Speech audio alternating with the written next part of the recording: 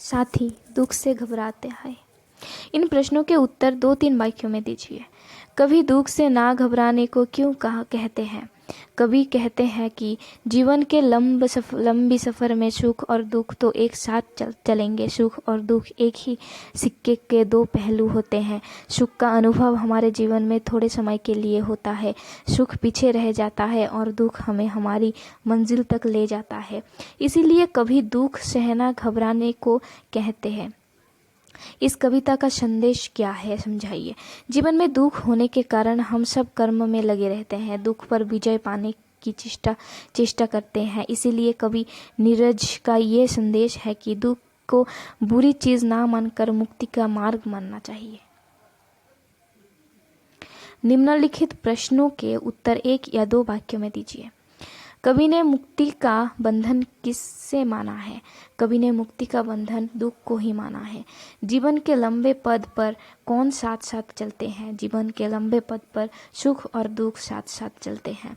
जीवन की मंजिल तक कौन जाता है? जीवन की मंजिल तक दुख ले जाता है। जीवन में हलचल कौन लाता है? जीवन में हलचल दुख लाता है। जलती ज्वाला में जलकर क्या लाल बन जाती है? लोहा जलती ज्वाला में जलकर लाल बन निकलता है। कवि ने किसे धन्यवाद देने को कहा है? जिसने हमें दुख के सपने दिए, कवि ने उससे धन्यवाद देने को कहा है। दुख कब सुख बन जाता है?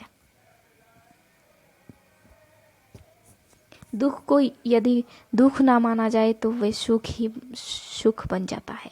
पंक्तियां पूरा कीजिए। जीवन के लंबे पथ पर जब सुख दुख चलते साथ साथ, तब दुख जीवन में करता हलचल, वे मन की दुर्बलता केवल। जलती ज्वाला में जलकर ही लोहा लाल निकल आता है। एक समय है जब सुख ही क्या, दुख भी साथ ना दे पाता है। सही अर्थ चुनिए। प्रबल परीक्षा का क्षण क्या है? दुख। किस में जलकर ही लोहा लाल निकल आता है? जलती ज्वाला में। भाषा ज्ञान। विपरीत अर्थ वाले शब्द लिखिए। कठिन सरल, बंधन मुक्ति, दुर्बलता सरलता, दुख सुख, मुक्ति बंदिश, हार जीत। इन शब्दों का वाक्य में प्रयोग कीजिए। परीक्षा। उफ, फिर से परीक्षा चालू होने वाली है। समय। समय पर सारे काम करो। मंजिल। मेरी मंजिल अभी दूर है। बंधन। राखी प्यार का बंधन है। लिंग बताइए। लोहा पुल्लिंग, आग स्त्रीलिंग, हार पुल्लिंग, ज्वाला स्त्रीलिंग, पथ पुल्लिंग, दुख पुल्लिंग। बहुवचन रूप लिखिए। एक अनेक, परीक्षा परीक्षाएं, सपना सपने, मंजिल मंजिलें।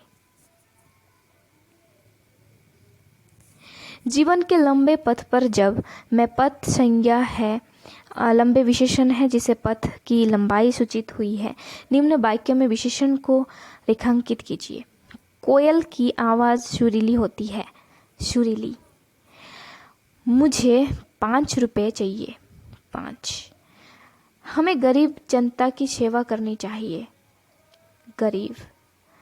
रमेश एक मेधावी छात्र है। मेधावी।